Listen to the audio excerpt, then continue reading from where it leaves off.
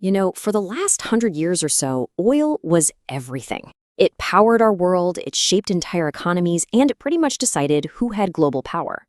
Well, today, there's a new resource that's quietly taking its place. And it's not something you drill out of the ground, it's something you etch onto tiny pieces of silicon. So let's break down how we got here. It really all kicked off with a single button click, back on November 30th, 2022. That was the day OpenAI unleashed ChatGPT on the world, and in doing so, they started a gold rush on a scale we have never seen before.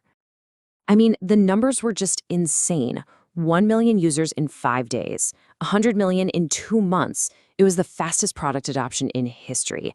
But behind all that incredible success, there's this huge invisible problem brewing. The demand for it was completely overwhelming the very infrastructure it ran on. We all see the magic right there on our screens, but what's actually making it all tick? What's the fuel that powers this new kind of intelligence? Well, it's these things, specialized silicon chips. To give you some perspective, OpenAI needed a staggering 25,000 of these high-performance chips running nonstop for months just to train its latest model. And remember, that was just one company.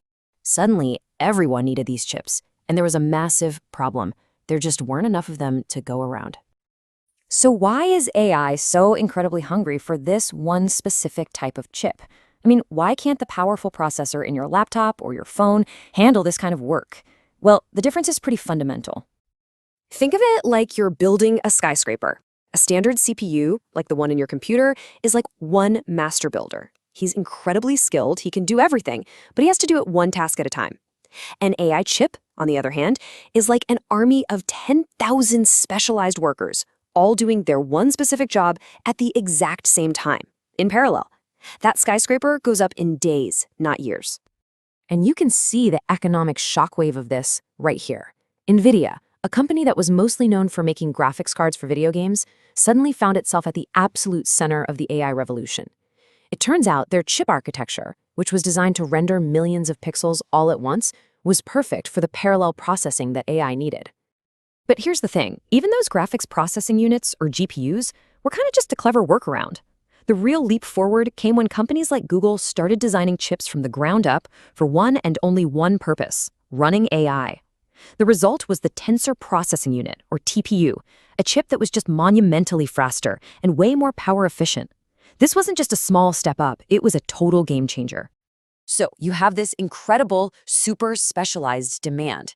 And what that created was a single, really fragile point of failure for the entire global tech ecosystem. Let's take a look at how. And when you look at the reality of this choke point, it's just stunning. All these different chip designs, from NVIDIA, Apple, Google, you name it, they all have one thing in common. As you can see right here, a single company in Taiwan manufactures 92% of all of them. The Taiwan Semiconductor Manufacturing Company, or TSMC. This incredible concentration of manufacturing power has turned a business monopoly into a full-blown geopolitical strategy. It's actually known as the Silicon Shield. The basic idea is that Taiwan has made itself so essential to the global economy that an invasion would be catastrophic for absolutely everyone, including the attacker. So, naturally, the rest of the world is scrambling to reduce this dependency. Governments are pouring billions of dollars into building new factories on their own soil. But the scale of this challenge is just immense. A new $40 billion factory, after years of work, might only produce a tiny fraction of what TSMC already makes. It's a start for sure, but it barely makes a dent. So you've got this insane demand, meeting a single tiny supply point. And that has kicked off a frantic global scramble. The new arms race isn't about warheads, it's about wafers of silicon. And yeah, this competition has basically turned into a new kind of tech Cold War. The US has been systematically tightening its export controls, essentially using access to these advanced chips as a primary weapon of foreign policy to try and slow down China's AI development. Meanwhile, while governments are trying to control the supply, the handful of tech giants that can actually afford it are just buying up every single chip they can find. They're building these massive private stockpiles, which effectively corners the market. And what this does is create this vicious cycle. With lead times for new orders stretching out to a year or more, this already scarce resource becomes even harder for everyone else to get. So all of this, the huge demand, the scarcity, the sheer power, It all comes with a price tag that is frankly astronomical. Let's just look at the price of admission to even get in the game. To train a single frontier AI model, we're talking the kind like GPT-4 that really pushes the boundaries, you are looking at a bill that is north of $100 million. And get this, that's just the cost to build the model in the first place. But after it's trained, you gotta keep the lights on, right? The daily cost just to operate ChatGPT for all of its users, just the electricity and servers, is estimated to be around $700,000 a day.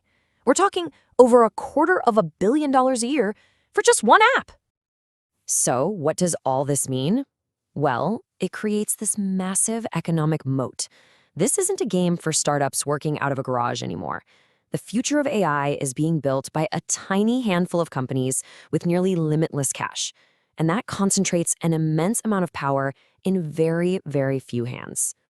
Okay, so if just hoarding chips is a short-term game that only the richest companies can play, what's the real long-term strategy here?